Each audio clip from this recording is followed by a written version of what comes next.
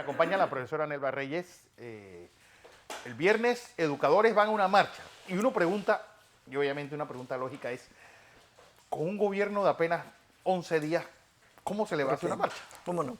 A ver. Gracias a Fernando y a Next TV por la oportunidad que nos brinda de explicarle al pueblo panameño y además invitarle no solamente a los educadores, a toda la ciudadanía para que nos acompañe el día viernes 12 a las 2 de la tarde saliendo de la Escuela República de Venezuela hacia la Presidencia de la República.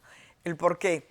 El día 11 de abril los gremios magisteriales agrupados en UNEP hicimos un foro en el auditorium de la Lotería Nacional de Beneficencia y allí fueron los candidatos, casi todos los candidatos, con excepción del señor Laurentino Cortizo. Él no fue ahí, tampoco estuvo en la CGTP, tampoco estuvo en CONATO. Entonces, el viernes vamos a entregarle esas 10 medidas que le entregamos a todos los candidatos ese día, se las vamos a entregar el día viernes. Ese es el primer punto que vamos a demandar. Lo otro es establecer el 6% del Producto Interno Bruto para educación. En el marco ¿con qué objetivo, estimados oyentes? Y como bien usted lo ha señalado, Fernando, acaba de comenzar, pero es que la educación no acaba de comenzar. Venimos de procesos a veces hasta desgastantes, demandando que se mejoren las infraestructuras de los centros escolares, que se mejore la situación a niveles de los educadores que tienen que ir a áreas de difícil acceso, difícil condición. 130 110 centros educativos han sido incluso vistos por la Defensoría del Pueblo, donde están en muy malas condiciones, Fernando. Hay escuelas como, por ejemplo, la Escuela República de Costa Rica, va para 5 años, esa escuela de haberse iniciado supuestamente la construcción, pero toda la burocracia del Estado, en una parte eso. Hay escuelas como la Armodio Arias, hay escuelas como República de Italia, que están en el piso, Fernando. Bueno, lo del Moscote es de vergüenza. Y lo del Moscote, imagínense, estamos aquí en el centro de la ciudad. Hablamos de escuelas que están en el centro de la ciudad. ¿Puede usted imaginarse todas las escuelas que están en áreas de difícil acceso, en qué condiciones están? Entonces, por eso invitamos a todos a que vayamos. El pueblo panameño tiene que demandar. Aquí hay mucho dinero, Fernando. Aquí no hay una razón para tener las escuelas en las condiciones que se tienen. Y esto ha venido una tras otras. En la huelga del 16 nosotros demandamos el 6% para la educación, pero eso no se cumplió. Y no se ha cumplido. Estamos demandando que en el 2020 eso sea en el presupuesto del 2020. Tiene un aumento, nuevamente un aumento a los educadores. Que eso va a aumentar también el presupuesto. Por supuesto que va a aumentar. Eso nosotros vimos el presupuesto, el anteproyecto de presupuesto, eso está contemplado. Pero eso es una cuestión, hay que ver si la Asamblea lo aprueba y por eso, claro, y por eso es importante también demandar, pero sobre todo, Fernando, en las condiciones de los centros educativos, las condiciones en las cuales tenemos que elaborar para poder llevar a cabo el proceso de aprendizaje. Entonces, eso es una parte. Y la otra parte es que, mire, Fernando, el 70% de las escuelas primarias de este país son multigrados. Eso fue llevado a las escuelas medias y a las escuelas, a las premedias y a las medias. Pero además, 70%, búsquelo usted, lo invito a que lo busque. Wow. Es muy alto porque hay muchas escuelas que obviamente no tienen la cantidad de la matrícula y entonces hay un maestro para los 6 grados. ¿Qué se debe hacer, Fernando? Se lo voy a decir. Mire, hemos venido demandando que se crean en cada en comunidades, por ejemplo en Los Santos, que hay muchas escuelas multigrado por eso. Oye, hay un centro donde los padres de familia de distintas comunidades puedan llevar a esos niños a ese centro educativo que tenga internado, se le garantice su almuerzo y se le dé atención debida. Porque lo que hicieron, por ejemplo, en Galicia, que también tiene un problema así de despoblación, ¿cómo no? En Azuero, fue, bueno, hacerle el transporte gratuito a los muchachos. Es decir, alguien que vive, por ejemplo, en áreas que nosotros conocemos, por ejemplo, de Bayano a Las Tablas, yo creo que es más fácil que hacer una escuela en Villarriquito. Exacto, así es, exactamente. Eso por un lado, pero el gran reto y es ¿qué están dando los profesores a cambio? Yo creo que hay que tener un compromiso como docentes. Correcto. Nosotros estamos planteando, primero hay que actualizarse, hay que dar, pero buenas formaciones, Fernando.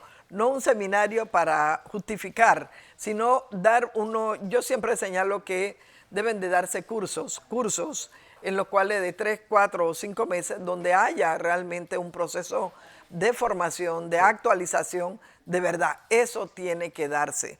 Porque en el sistema tenemos muchos compañeros nuevos y a veces se requiere, bueno, ya uno tiene una experiencia, pero no solamente la experiencia, es que el mundo está cambiando día a día y usted también tiene que estar formado para ese mundo que está cambiando día a día. Primera cosa esa. Lo segundo, yo creo que sí, que hay que, como educadores, como ciudadanos, tenemos que dar un compromiso vehemente sobre lo que establece la Constitución, lo que establece la ley orgánica. La ley orgánica tiene una serie de principios que son los mismos que creo que hoy se tendrían que mantener.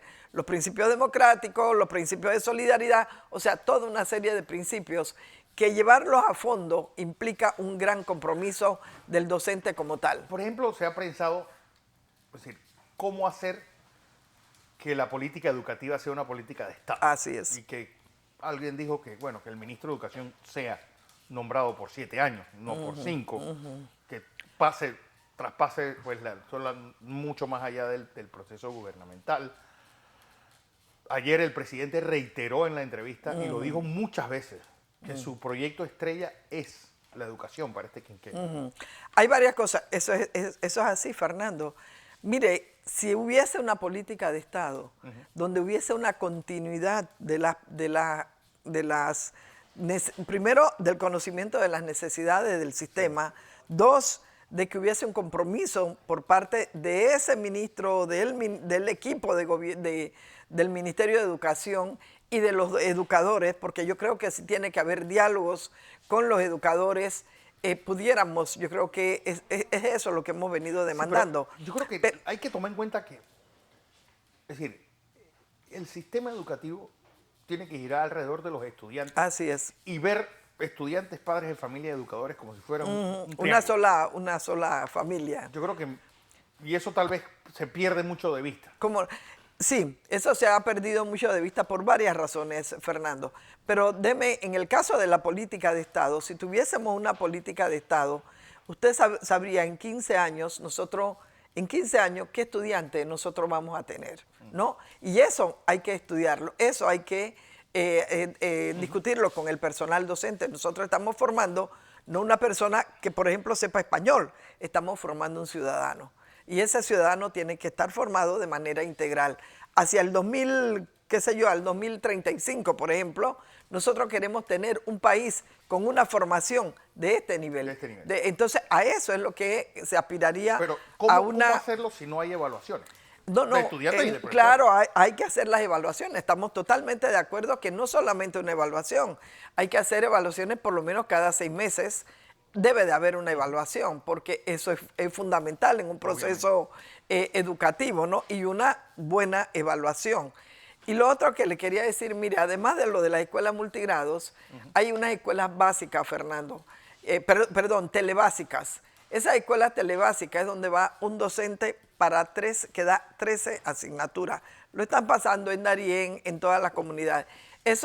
Ahí hablamos entonces de la calidad de la educación, de qué calidad estamos hablando. Entonces, hacia esas cosas, ojalá que el presidente pueda escucharnos y nos espera ahí el día viernes para plantearle esto. Es necesario realmente tener una voluntad política, Fernando, porque esta no debe ser una actitud politiquera, sino una voluntad política en función del país que queremos. Ocurrencias, porque no hay que llamarlo de otra forma. El Panamá bilingüe, eso de crear profesores como si fueran salchichas. Eso no puede ser, eso no puede ser. Aquí había en la Universidad de Panamá, está la licenciatura en inglés.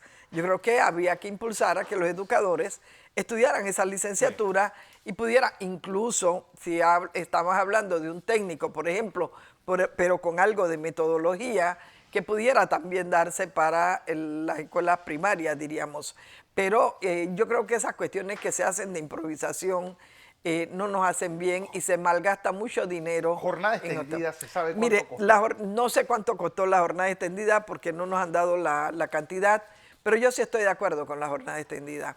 ¿Y por qué? Pero claro, como usted bien dice, tiene que haber una planificación. Si hay un déficit de centros educativos, claro, ¿cómo lo vas a hacer? Extendida? Haga un plan piloto en esa jornada extendida, pero adicionalmente tienes que tener una programación para la jornada. No es que el maestro va a dar y entonces, bueno, los muchachos, quedarse con los estudiantes, pero no haber una programación, un plan para garantizarle el almuerzo, pero garantizarle también los contenidos. Claro. O sea, vamos a tener a alguien que le va a enseñar a tocar guitarra, a la parte cultural, bueno, la parte de exacto, toda la parte cultural que debiera de ser en ese tiempo, pero eso no se dio. Viernes, entonces, 2 de la tarde, Escuela de Venezuela. Escuela República de Venezuela. Que no manden los niños a la escuela. Sí, porque necesitamos que los compañeros que vienen del interior participen en la marcha. Okay.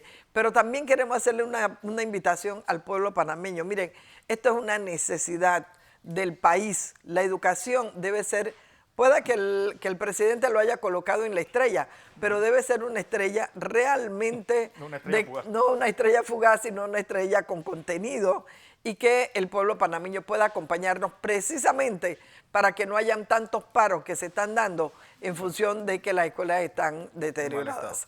Gracias, Fernando. Como siempre. ¿Cómo no? Aquí, bienvenida.